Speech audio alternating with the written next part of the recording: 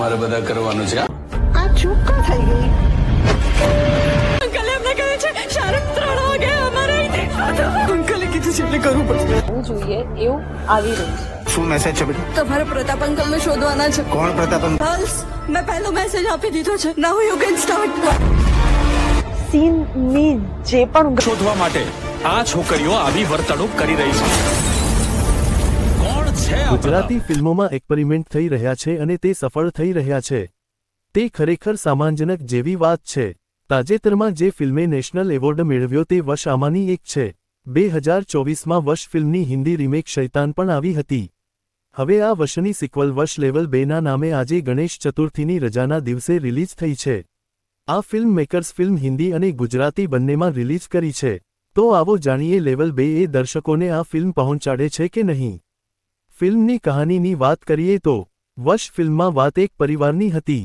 પરિવાર પર અચાનક આવેલો કાળો પડછાયો એટલે કે પ્રતાપ ઘરની યુવાન દીકરી જાનકીને વશ કરી લે છે અને પછી જાનકી પર કાળો જાદુ કરી તે પોતાના કામ કરાવે છે. ફિલ્મના અંતમાં જાનકીનો બાપ અથર્વ તેને બંધ કરવામાં સફળ થાય છે, પરંતુ દીકરી જાનકી પરથી તેનો પ્રભાવ ઓછો કરી શકતો નથી. ની વાત આવી તો પ્રિન્સિપલનો રોલ છે. Should I just take it or not? મારે બધા કરવાનું છે જાનકી વેજીટેટિવ સ્ટેટમાં પોતાનો અલગ જ સંઘર્ષ કરી રહી છે.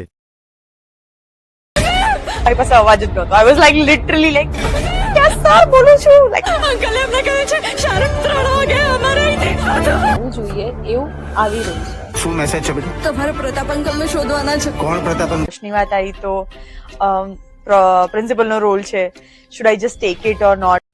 બાકી તો ફિલ્મ જોયા બાદ જ ખબર પડે કે આખિર કહાની ક્યાં મોડ લે છે. સાચું ને? મારે બધા કરવાનું છે